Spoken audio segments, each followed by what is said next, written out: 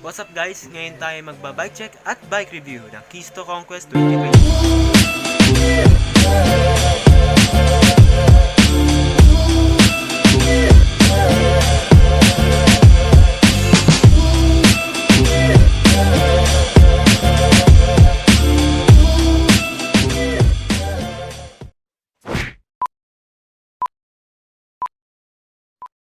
Okay guys, ito na yung bike review natin. Okay, start tayo dito sa handlebar. Ang handlebar nito guys is alloy na 800mm yung haba. May rise siya ng konti guys. Tapos ang brakes niya naman is expert na hydraulic guys. L2A7 ang kanyang shifter. Parehas yan. 3x10 to guys. Ito guys ay yung stem niya na Keysto Conquest guys. Mapapansin nyo guys yung grips ko ay hindi na yung stock weapon attack niya na grips na mala ergon yung style.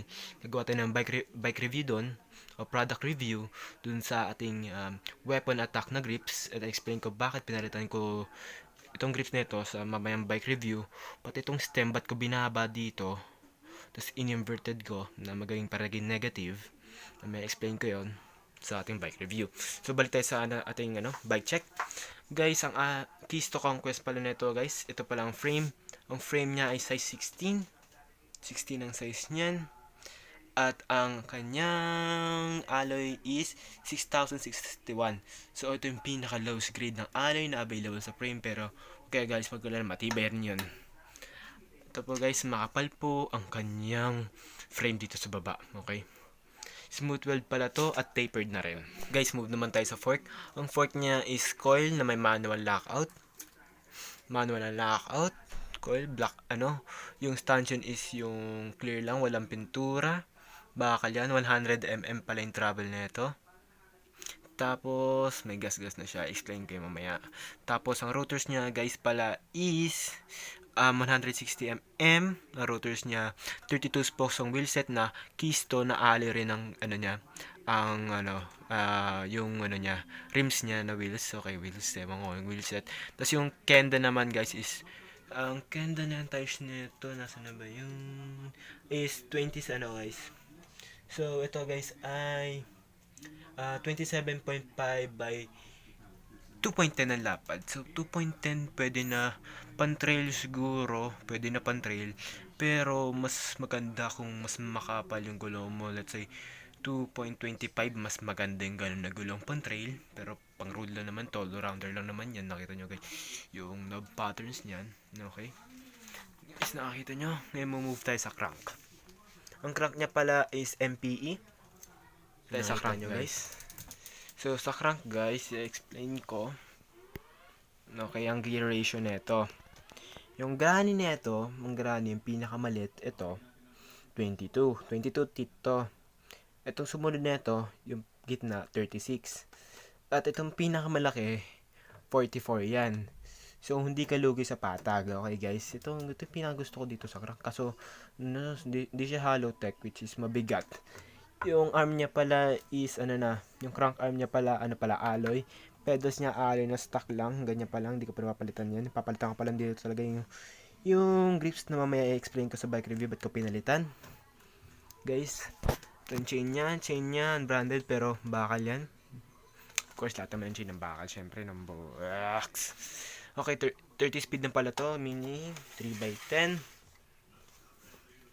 Guys, tapos A7 L2 ang kanyang FD na nakaklamp lang dito sa frame. Okay?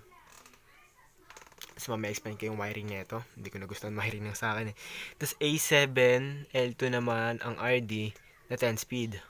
Ang cogs niya, ngayon sabihin natin yung ratio ng cogs. So hanapin natin, samahan niyo ako maghanap ng key ratio dito. Medyo banami kasi ibig sabihin niya may trying to tested na pwede ko sabihin na pwede ko ito yung bike review. So ang gear ratio niya is sorry guys, naputol eh. So ang gear ratio niya is 11 to 30/60.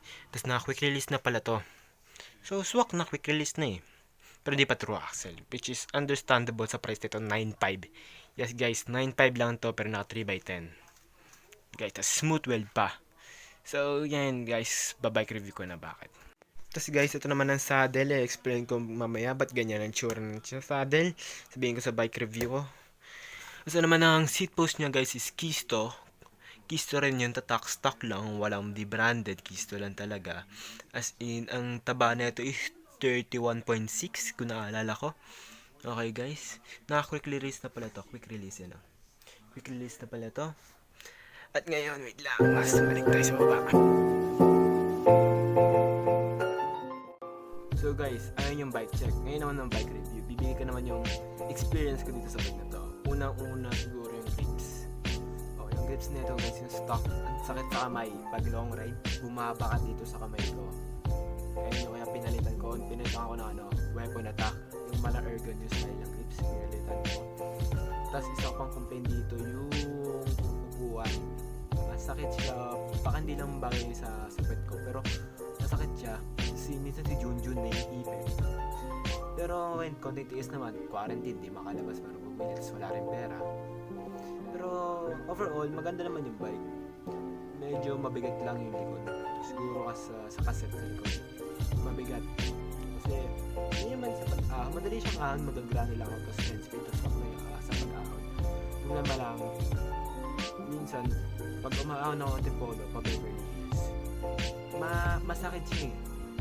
Masakit na mahirap i-ahon kasi direct, lalo sa Cardona, sa shortcut dun, yung galing kang Morong, tapos shortcut ka sa Cardona, labas mo yung sign.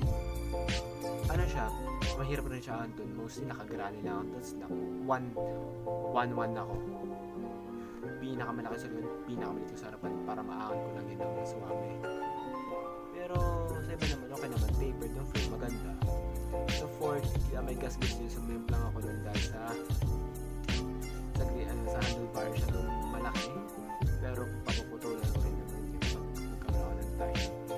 Tapos yung upuan, inayos ko na yung tip, tapos inusog ko na lang siya. Inusog ko na yung phone ko, yung tinanggal yung seat clamp muna.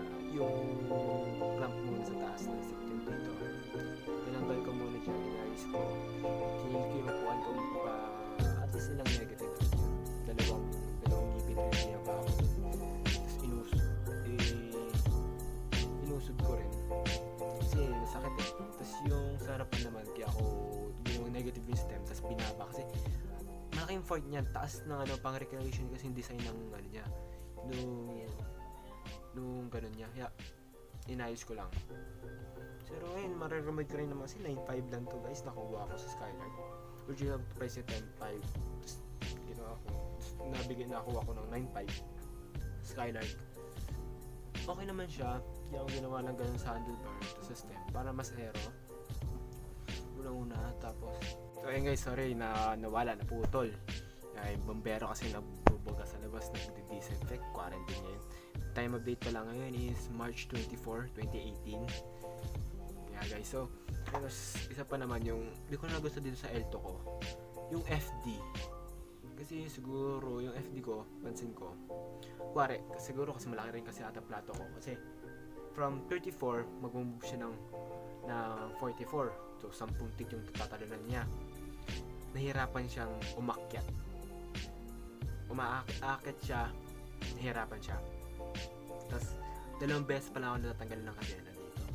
Sa isang buwan ko paggamit dito.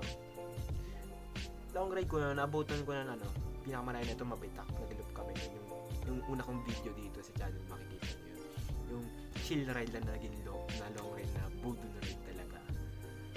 Maabot kami na siguro yun. 6 kami yun eh, pero so pag aakit siya ng cogs sa harapan 34 to 44, nahirapan siya kaya may gas na rin yung dun eh.